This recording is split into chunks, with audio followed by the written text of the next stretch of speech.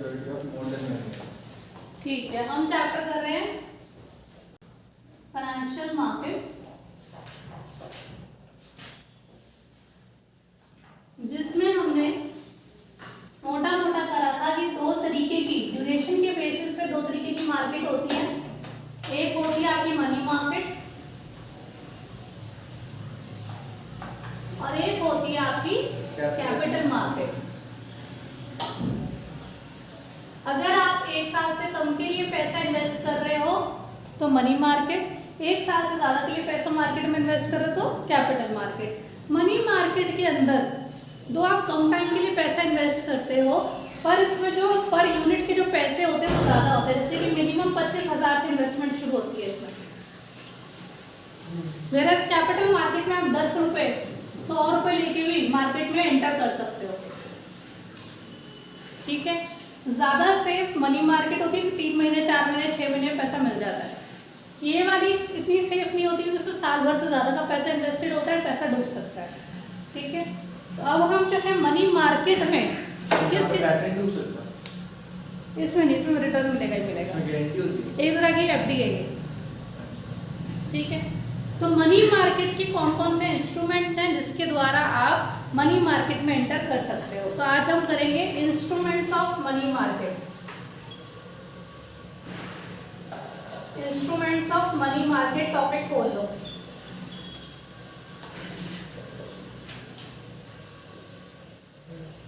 Instruments of money market दिखाई दे रहा है गुरुवंश, प्रियांशी? थोड़ा ब्लर दिख रहा है, एक सेकेंड। ठीक है, मैं लाइट बंद करती हूँ, वो वाली लाइट भी बंद करती हूँ।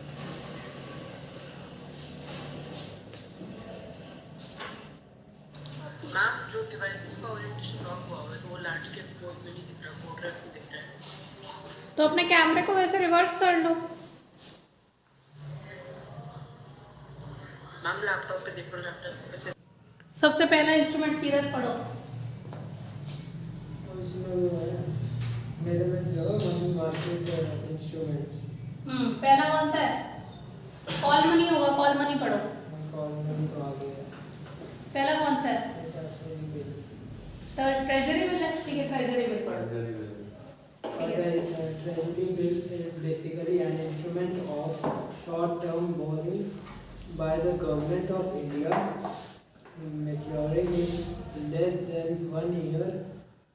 They are also known as zero coupon bonds issued by the Reserve Bank of India on behalf of the central government to meet its short-term requirement of funds. Treasury bills are issued in the form of promissory note. They are highly liquid and have assured yield and negligible risk of default. They are issued at a price which is lower than their face value, and rapid at a par. Redeem at a par value, redeem होगा। The difference between the price at which the treasury bill are issued and their redemption value is the interest receivable on them and is called discount. Treasury bills are available for minimum amount of rupees 25,000 and in multiple thereof. हो गया। कोई time amount कुछ नहीं लिखा हुआ? Time example दिया हुआ, example पढ़ो। Suppose an investor purchase a 91 days treasury bill with a face value of 1 lakh for rupees 96,000. By holding the bill until the maturity date, the investor received rupees 1 lakh. The difference of rupees 4,000 between the proceeds received, a maturity, and amount paid to purchase the bill represent the interest received by him. ठीक है, तो इसके अंदर क्या है, treasury bill. सबसे पहले जब हमारी सरकार, भारत सरकार को पैसे चाहिए होता है तो वो आरबीआई को बोलता है भाई मेरे लिए पैसे इकट्ठे कर, ठीक है, मुझे 3 महीने के लिए पैसा चाहिए भारत सरकार को किसी प्रोजेक्ट के लिए, तो वो आरबीआई को कहता है कि तू मेरे लिए पैसा इकट्ठा कर। आरबीआई ट्रेजरी बिल निकालता है, ठीक है। ट्रेजरी बिल एक तरीके का कागज है, उस कागज की जो फेस वैल्यू है वो है 25,000 रुपए, ठीक है। एक कागज कितने का बिकेगा, उसकी फेस वैल्यू 25,000 है, पर जब आप खरीदने जाओगे हो सकता है वो आपको 23,000 में मिल जाए, 21,000 में मिल जाए। 3 महीने बाद, दैट इज 91 डेज बाद जब आप उसको वापस करोगे, आपके हाथ में कितना रुपया आएगा, 25,000 रुपया आएगा, ठीक है। तो इसके ऊपर आपको कुछ बढ़ के नहीं मिलेगा, ये डिस्काउंट पे इशू होते हैं। इसका क्या मतलब है, they are issued at discount, redeem at par. Par का मतलब इसकी फेस वैल्यू है, उतना पैसा आपको मिल जाएगा, मतलब 23,000 में मिलेगा और 25,000 का बिकेगा। हाँ, तो आप इसकी वैल्यू 25 ही थी, आपको 23 में मिल गया, जब वापस करो तो 25 मिल जाएंगे, 25 ही रहेगी। हाँ, तो आपने खरीदी 23 में, आपके हाथ पल्ले 25 आया, 2,000 का बच गया, 2,000 रुपये बच गए डिस्काउंट, ठीक है। तो ये डिस्काउंट मिलता है आपको, कभी भी ले सकते हैं हम, जैसे अभी हमने लिया और उसी टाइम गवर्नमेंट निकालती है, 3 महीने के लिए निकलता है, अच्छा, 3 महीने का टाइम पीरियड होता है 91 डेज का।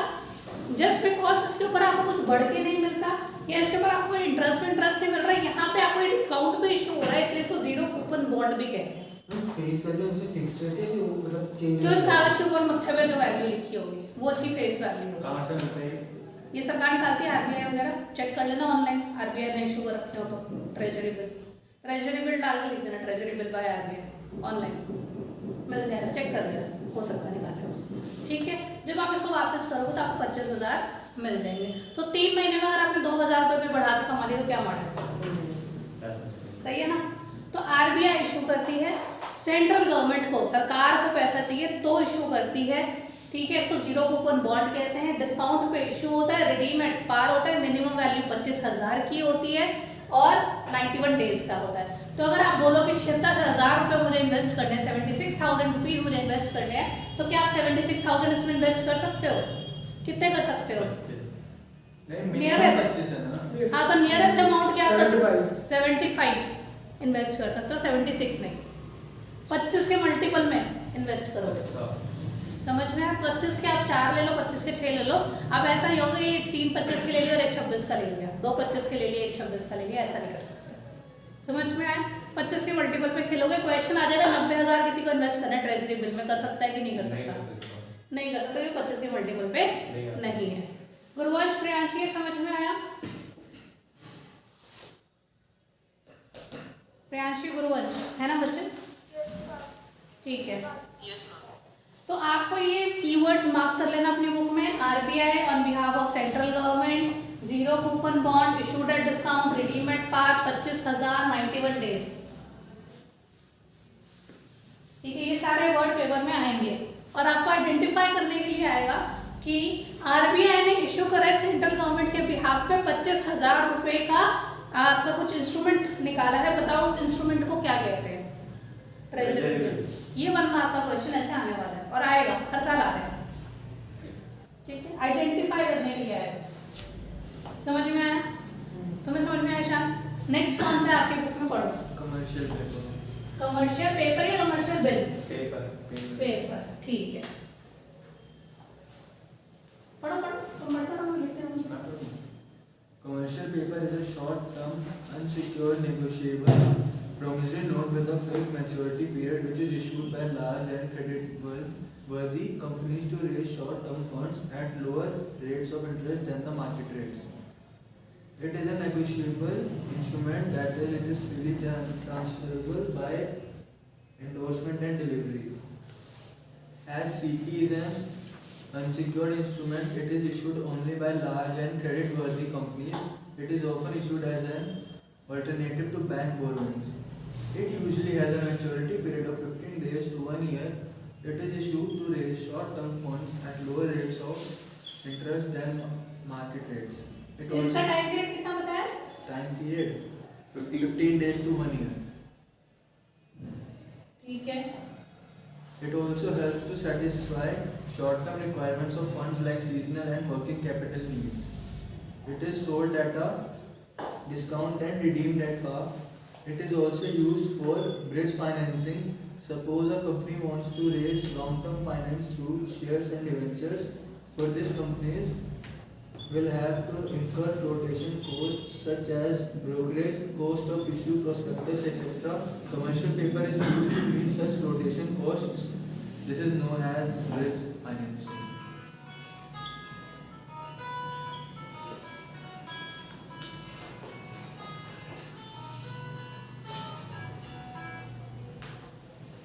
पढ़ लिया? ठीक। कमर्शियल पेपर, अंबानी, इसके नाम के साथ लिख देना कमर्शियल पेपर के साथ अंबानी। ठीक है, अंबानी बड़ा बिजनेसमैन है, छोटा बिजनेसमैन है? बड़ा, खूब बड़ा बिजनेसमैन है। अंबानी गया बैंक के पास, कहता मुझे 100 करोड़ रुपया चाहिए, ठीक है, या मुझे 10 करोड़ रुपया चाहिए, मैं कोई प्रोजेक्ट के लिए थोड़ी एडवर्टाइजमेंट करनी है, मुझे शेयर होल्डर्स वगैरह को अट्रैक्ट करने के लिए ऐड करनी है, 10 करोड़ रुपया दे दो मुझे।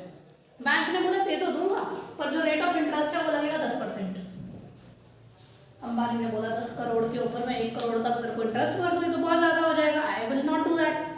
तो अंबानी ने क्या करा, उसने कागज निकाला, अंबानी का पर्सनल ट्रेजरी बिल जिसको कमर्शियल पेपर बोलता है, कमर्शियल पेपर निकाला, ठीक है। ये कमर्शियल पेपर वही 25-25 हजार रुपए का था, इसने इश्यू कर दिया 21,000 रुपए। ठीक है, मैं गलत तो नहीं पढ़ा रही हूँ, मुझे दिखाना, एक मुझे दिखाना, मैं खुद मुझे डाउट में आ गई, मुझे गलत तो नहीं पढ़ा। ट्रेजरी बिल होता है ना, कमर्शियल पेपर नहीं, उनसे 3 महीने के लिए पैसे नहीं। ठीक है। सोल्ड एट डिस्काउंट रेडीमेड पार, ये वाले वर्ड भी लिख देना, सस्ते में बेच दिया हमने। सोल्ड एट डिस्काउंट रेडीमेड पार, जो पहले पढ़ा था।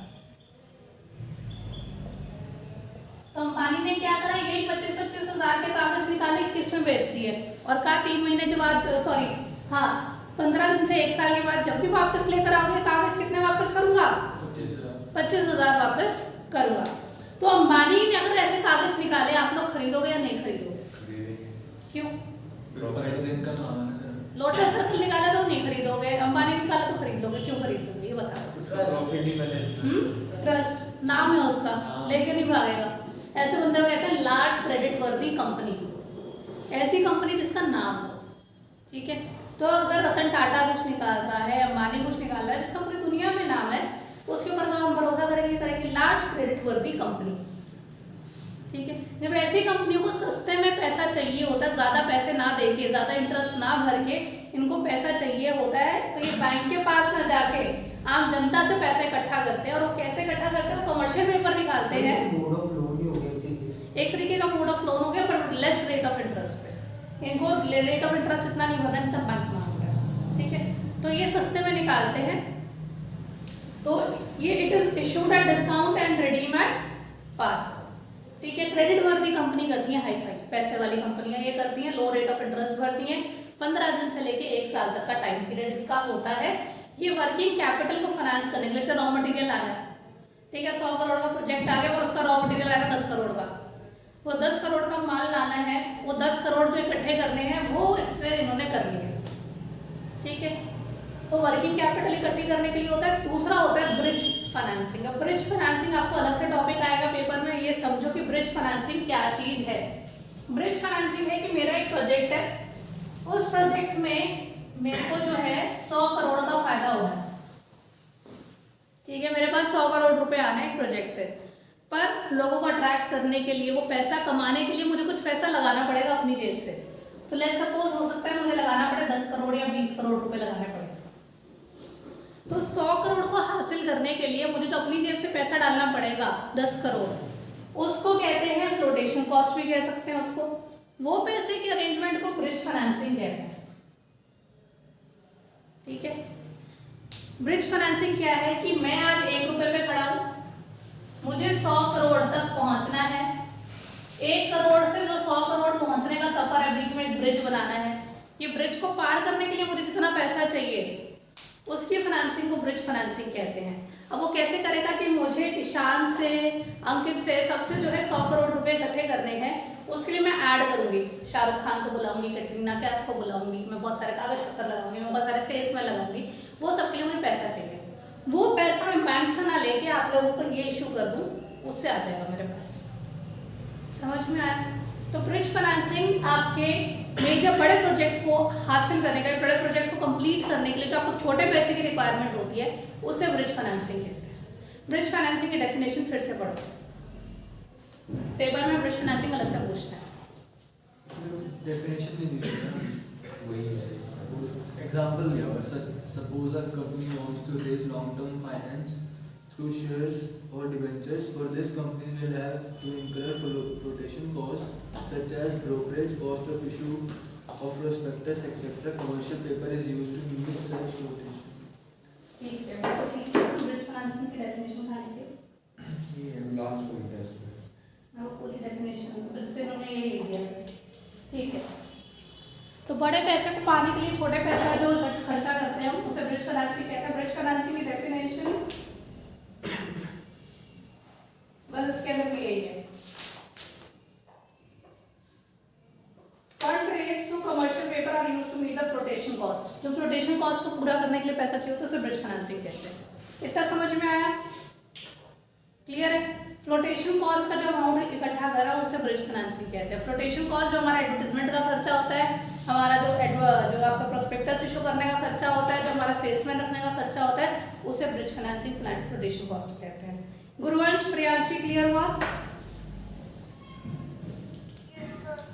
ठीक है गुरुवंश, Yes, ma'am. ठीक है। Next point, Call money.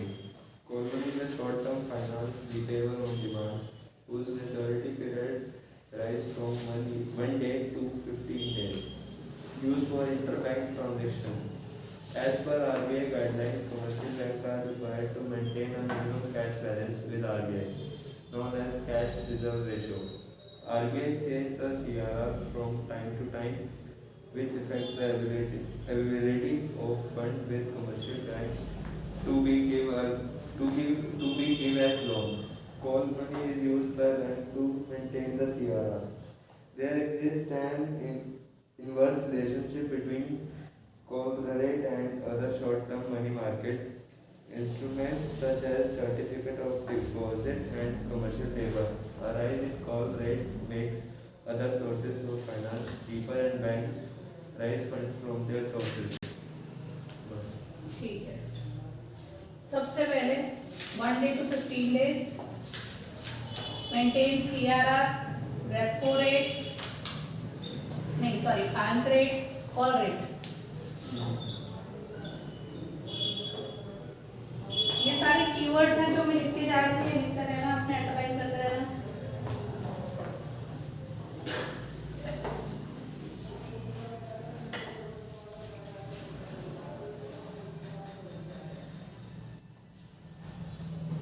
Demonetisation पता है क्या होता है?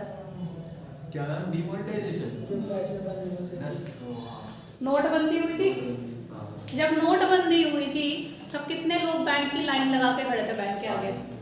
सारे खड़े थे, सारे के सारे पहुंच गए बैंक में 2-2 हज़ार रुपये लेने के लिए। जब एक साथ 100 करोड़ की जनता खड़ी हो जाए बैंक के आगे अपना पैसा लेने के लिए, बैंक को पैसे की कमी पड़ेगी या नहीं पड़ेगी? सारे खड़े हो गए मांगने के लिए, बैंक को कैसे पैसे की कमी पड़ेगी?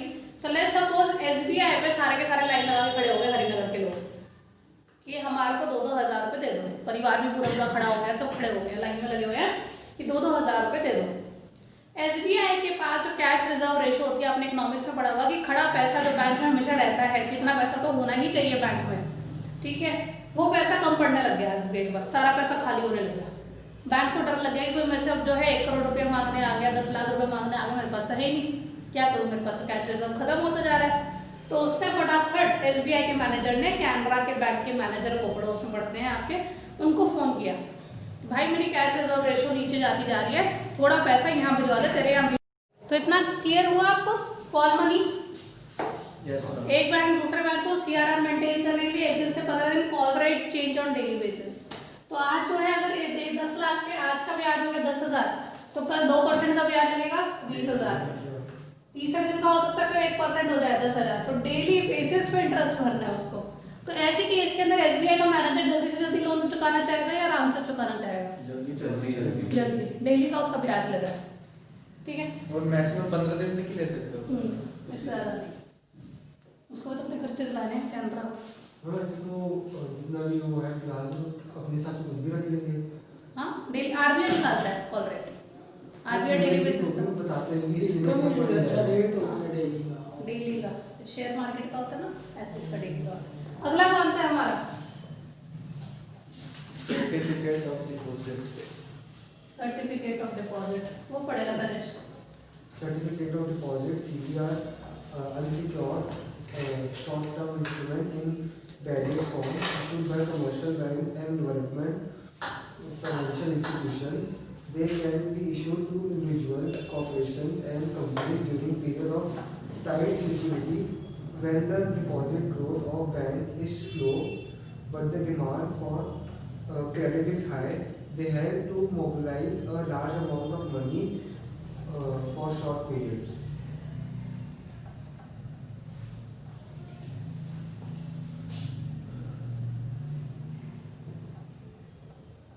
बाय गवर्नमेंट,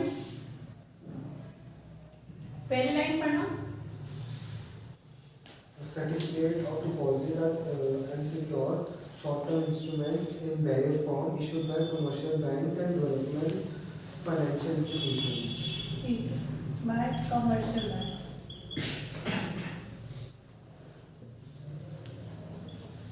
अब इस कहानी को समझो, सर्टिफिकेट ऑफ डिपॉजिट क्या है। सर्टिफिकेट ऑफ डिपॉजिट ये है कि बैंक, जैसे आपका हो गया PNB, HDFC, ठीक है, इन बैंक्स को कमर्शियल बैंक कहते हैं, ठीक है, एक्सिस बैंक, ये सारे बैंक, इनको जो है बहुत सारा पैसा चाहिए इन्वेस्ट करने के लिए। इनके पास एक बहुत बड़े बड़े बिजनेसमैन आ गए, उन्होंने मांग लिया कि हमें 50 करोड़ चाहिए, हमें 40 करोड़ चाहिए, हमें 100 करोड़ चाहिए, ठीक है। तो इन्होंने आगे पैसों की फंडिंग करनी है और लोगों को पैसा देना है ताकि उनसे ये ब्याज ले सके और इनकी कमाइयाँ हो सके। पर ये समय ऐसा चल रहा है कि इंसान घबराया हुआ है, जैसे अभी कोरोना काल चल रहा है, लोगों ने बैंकों में पैसा नहीं रखा। ऐसा समय जब लोग बैंक में पैसा रखने को राजी नहीं है, ऐसे समय को टाइट लिक्विडिटी कहते हैं। आप लोगों ने एक वर्ड सुना होगा, मार्केट में पैसा नहीं है। सुना है? मार्केट में पैसा नहीं है। मार्केट में पैसा नहीं है, मतलब घर में लोगों ने दबा रखा है पैसा। बैंकिंग में नंबर 1 में पैसा लोग नहीं घुमा रहे, ठीक है, सारा काम कैश में हो रहा है, on papers, on bank, on cheques, कुछ काम नहीं हो रहा है, लोगों ने घर में पैसा रखा हुआ है। ऐसे टाइम को कहते हैं कि मार्केट में पैसा नहीं है, ऐसे टाइम को कहते हैं टाइट लिक्विडिटी है, लोग बैंक में पैसा जमा नहीं करा रहे हैं। ऐसे समय पे अगर बैंक को अगर पैसा चाहिए, PNB को, HDFC को, इन लोगों को पैसा चाहिए किसी भी पर्पज से, तो ये इशू करते हैं सर्टिफिकेट ऑफ डिपॉजिट। एक तरीके की ये हाई रेट ऑफ इंटरेस्ट की FD होती है, high rate of interest. FD होती है मतलब? इसका मतलब मैं बताती हूँ क्या होता है कि आप, इसमें टाइम पीरियड तो नहीं लिखा हुआ तनिष्क, कि आप हमें जो है 3 महीने के लिए पैसा दीजिए, 25,000 40,000 रुपये दीजिए। नॉर्मली आपको 6% का रेट ऑफ इंटरेस्ट मिलता है, हम आपको यहाँ पे 11% का रेट ऑफ इंटरेस्ट देंगे।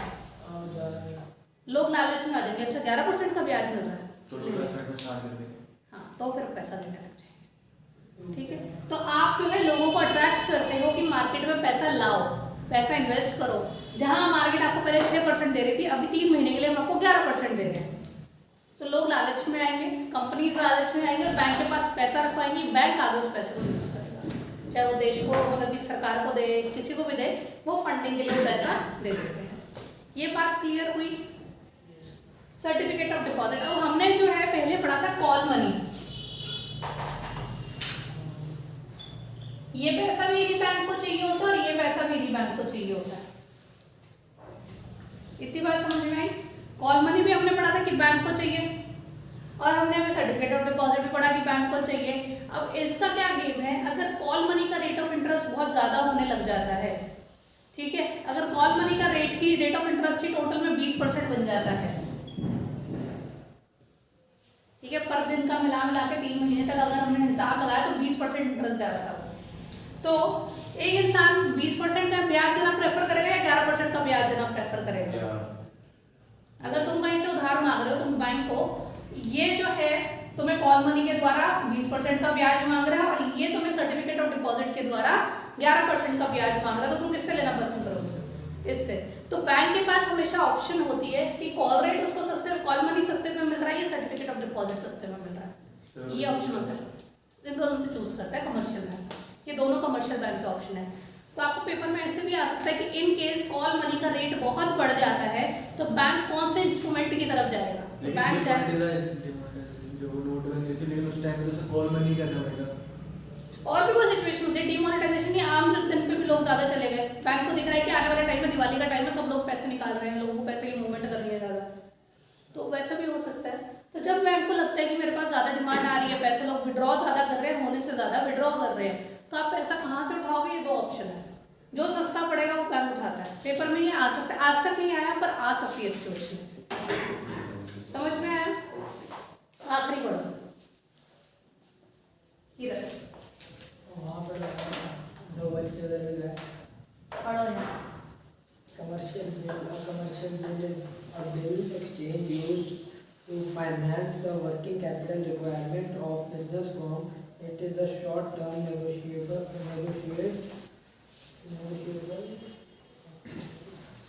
self-liquidity instrument which is used to finance the credit sale of firm. When goods are sold on credit, the buyer becomes liable to make payment on a specific date in future. The seller could wait till specified date or make use of a bill exchange.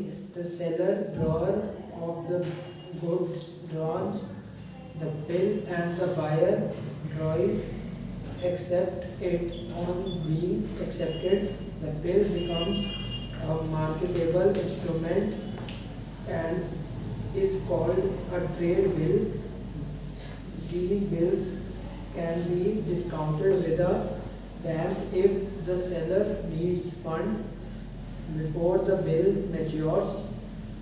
When a trade bill is accepted by a commercial bank, it is known as a commercial bill.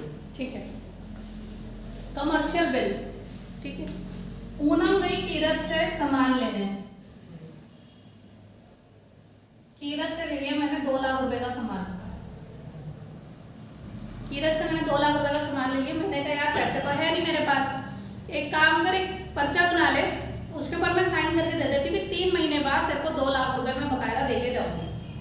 The moment इसने जो है वो bill बना लिया कि 2 महीने बाद 3 महीने बाद पूनम मेरे को ये 2 लाख रुपए दे के जाएगी, और मैंने जैसे ही यहाँ पे साइन कर दिया, ये कागज बन गया ट्रेड बिल या बिल ऑफ एक्सचेंज।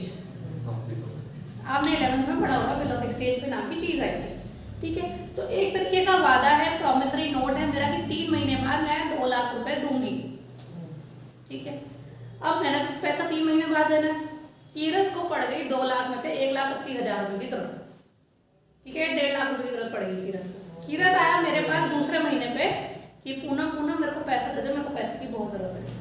मैंने कहा 3 महीने की बात हुई है, अभी 1 महीना बाकी है, 1 महीने बाद बात करिए, उससे पहले मैं नहीं देने वाली, ठीक है। पर कीरत को तो पैसा चाहिए, ये बैंक के पास गया, इसने वो कागज बैंक के पास रखा कि भाई आप मुझे 2 लाख की जगह 1.5 लाख रुपया दे दो या 1,60,000 रुपए दे दो, ये पैसा 1 महीना बचाया मेरा, 3 महीने पूरे होते साथ ही पूनम नाम की लड़की है, ये आपको 2 लाख रुपया आप इससे रिकवर कर लेना, ठीक है। तो कीरत ने जैसे ही वो बिल ऑफ एक्सचेंज डिस्काउंट करा लिया, वो कमर्शियल बिल बन गया। तो जैसे ही आप बिल ऑफ एक्सचेंज को डिस्काउंट करा लेते हो बैंक से, और जो पैसा है ना, उनको क्या बताएंगे, तो मैं सिग्नेचर अपनी आईडी सब लगा के दूंगी, आधार तुम्हें तो ऐसे थोड़ा ना ले लोगे मुझसे, आधार कागज पे कहीं पे भी साइन कर दूं मैं, तो लोटस सर्कल की क्वेश्चन पेपर पे साइन करके दे दूं, ठीक है ना। तो आधार मेरा साथ में लगा हुआ सारा का सारा, ये सबमिट होगा, तो ये बैंक के पास डिस्काउंट हो गया, इसको डिस्काउंटेड बिल ऑफ एक्सचेंज कहते हैं। अब इसकी आखिरी कहानी है कि 3 महीने बाद, जब जैसे 3 महीने पूरे होते हैं, बैंक में आएगा पूनम के पास। अगर पूनम ने वो पैसे नहीं दिए, तो आपकी कोर्स में नहीं है, तो पूनम ने वो पैसे नहीं दिए, तो फिर बैंक फिर से कीरत की गर्दन पकड़ेगा, ठीक है। तो ये कहना कि घूम फिर के जिम्मेदारी तुम्हारी हो जाती है, फिर तुम मेरी गर्दन पकड़ता रहो, गोली मारता रहो, अलग बात है। बट जैसे ही आप जो है 3 महीने पैसा जो है वो पहले 3 महीने से पहले पैसा बैंक से छुड़वा देते हो कम रेट पे, उसे डिस्काउंटेड बिल ऑफ एक्सचेंज कहते हैं। उस वही चीज डिस्काउंट होता साथ ही कमर्शियल बिल बन जाता है। कोई ज़्यादा नहीं होता, बहुत कम ही होता है, होती है, कई जगह होती है, डिपेंडिंग।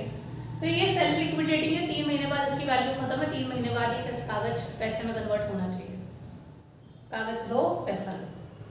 जनरली ये 90 डेज का होता है, जनरली इसका ड्यूरेशन 3 महीने का होता है। लिखा है या नहीं लिखा है वो मुझे नहीं पता। इतना समझ में आया? Yes, now. ये 5 इंस्ट्रूमेंट है जिसके द्वारा आप जो है बैंक के मनी मार्केट के अंदर डील कर सकते हो। इतना समझ में? इसके आगे तो कोई नहीं है ना इंस्ट्रूमेंट। मैं नाम लिख रही हूँ और मैं सवाल करूँगी, रिवाइज कर लो फटाफट। ये सारे इंस्ट्रूमेंट यहाँ पे शॉर्ट में लिख रही हूँ।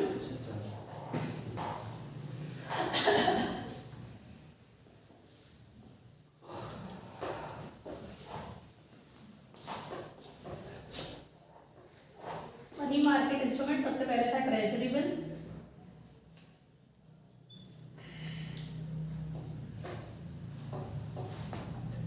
उसके बाद था कमर्शियल पेपर, Yes.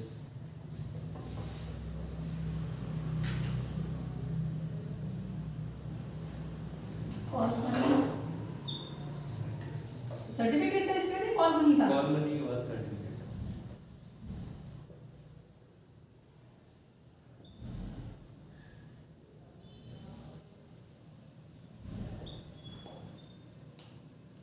पेपर में आइडेंटिफाई करने के लिए आया था। और लास्ट है आपका कमर्शियल। Bill. कितनी इरिटेटिंग आवाज है ना इसकी।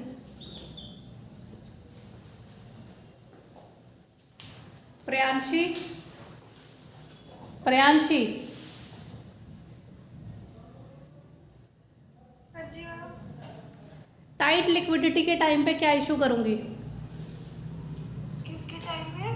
टाइट लिक्विडिटी के टाइम पे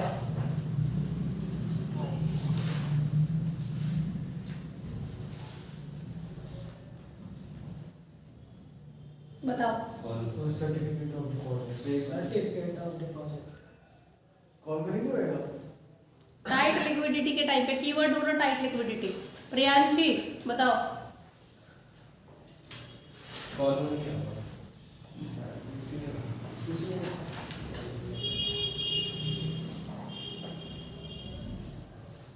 सर्टिफिकेट ऑफ डिपॉजिट, मार्केट में पैसा नहीं है,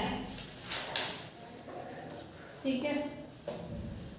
लार्ज क्रेडिट वर्दी company, commercial paper. Commercial paper, maintain CRR, CRR Call money. वो क्या होता है? कैश रिजर्व रेशियो, इतना पैसा तो बैंक में होना चाहिए टाइम। Call call money. में call money. Discounted bill of exchange, discounted bill commercial bill. Commercial bill. ठीक है। Bill of exchange. मैंने वो कर लिया, लार्ज क्रेडिट वर्दी कंपनी हाँ. हाँ। अंबानी. पूछ लिया, ठीक है। मैम कमर्शियल पेपर और कमर्शियल बिल में क्या फर्क होगा? कमर्शियल पेपर लार्ज क्रेडिट वर्दी कंपनी इश्यूज करती है लो रेट ऑफ इंटरेस्ट पे, ठीक है। वो बैंक से पैसा ना लेके आम जनता से पैसा लेती हैं, और जब वो इशू करती हैं डिस्काउंट पे करती हैं और रिडीम करती हैं पार पे करती हैं। वहीं पे एक सर्टिफिकेट कमर्शियल बिल जो होता है वो बिल ऑफ एक्सचेंज को जब आप बैंक से डिस्काउंट करवा लेते हो तो bill of exchange commercial bill कहलाता है, ठीक है। ठीक है। 25,000 के मल्टीपल पे होगा, ठीक है, और केंद्र की सरकार के बिहाफ पे होगा treasury bill. Treasury bill. Call money का ड्यूरेशन क्या होता है? Call money 15 दिन. 15 दिन। ट्रेजरी बिल का ड्यूरेशन क्या होता है? Treasury bill 91 days. 91 days. Commercial paper का 90 डेज। 90. वही 91 डेज, ठीक है। 1 साल के लिए कमर्शियल बिल होता है या सर्टिफिकेट ऑफ डिपॉजिट होता है? कमर्शियल सर्टिफिकेट ऑफ डिपॉजिट होता है। सर्टिफिकेट ऑफ डिपॉजिट 1 साल के लिए होता है, सर्टिफिकेट ऑफ डिपॉजिट। 15 दिन से 1 साल के लिए। ऐसे क्वेश्चन भी आ सकते हैं, ठीक है। जीरो कूपन बॉन्ड किसको कहते हैं? Zero coupon bond. Commercial paper. मुझे पता नहीं इसमें। कमर्शियल पेपर नहीं होता है, और एक और होता है जीरो कूपन बॉन्ड, स्पेशली उसके लिए Certificate होता deposit. कमर्शियल पेपर ना 15 days to 1 year होता है। है। इसके लिए होता है हम commercial paper 15 days to 1 year के लिए हम कर सकते हैं इसको ले जाओ। अच्छा। Certificate. ठीक है। 15 days to 1 year होता है। 15 डेज टू 1 ईयर, ठीक है। कमर्शियल पेपर, ठीक है, डिपॉजिट का बोला था। ठीक है, thank you. Commercial paper 15 days to 1 year के लिए होता है। अच्छा, जीरो कूपन बॉन्ड किसको कहते हैं? Certificate of commercial treasurable. Certificate of deposit, sorry, आपका जीरो कूपन बॉन्ड का मतलब क्या होता है? Issued at dash, redeem at dash. The bank issued at dash, redeem at dash. 21,000 में इशू हो, 25,000 में भैया उसे क्या बोलते हैं? Zero coupon bond. Issue at dash, redeem at commercial dash. the bank or issued at dash, redeem at dash, keywords हैं। इसी कारण Issued at priceless, and redeem then face value. Issued at discount, redeem at par. हाँ भैया। Discount में बेचे जाते हैं और जब वापस कर दो तो पार वैल्यू मिलती है, फेस वैल्यू मिलती है। ठीक है। ब्रिज फाइनेंसिंग के लिए क्या यूज होता है? Commercial paper. ब्रिज फाइनेंसिंग, बड़े पैसे के लिए छोटे पैसा निकालना। commercial कमर्शियल पेपर कौन इशू करता है? Ambani. Ambani, big businessman, large credit वर्दी कंपनी। रिवाइज करो। तो इसका नाम लिखना है जो दिया होगा या क्या? अंबानी नहीं लिखना, लार्ज क्रेडिट वर्दी कंपनी लिखना। ठीक है। अच्छा, मुझे ये बताओ, ब्रिज फाइनेंसिंग होता क्या है? ब्रिज फाइनेंसिंग बैंक से पैसे ना लेके जनता से पैसे लेना। किस कारण से? छोटे लेना काम के- छोटे काम के लिए कैसे? नहीं, छोटे छोटे काम काम का प्रोजेक्ट है। बड़े काम के लिए वो फंड रेज करते हैं ताकि अपनी रोटेशन कॉस्ट के लिए Rotation पैसे cost। रेज करने के पैसे लिए। उनको इंटरेस्ट कम देना पड़ेगा। ये सब समझ में आए? यस। तो इस तरह के प्रश्न आपसे पूछे जाएंगे, पेपर में आएगा और आपको आइडेंटिफाई करना होगा। क्या टाइम हो गया? हो गए कुछ 556। ठीक है, आज के लिए इतना ही रखते हैं। इतना क्लियर हुआ?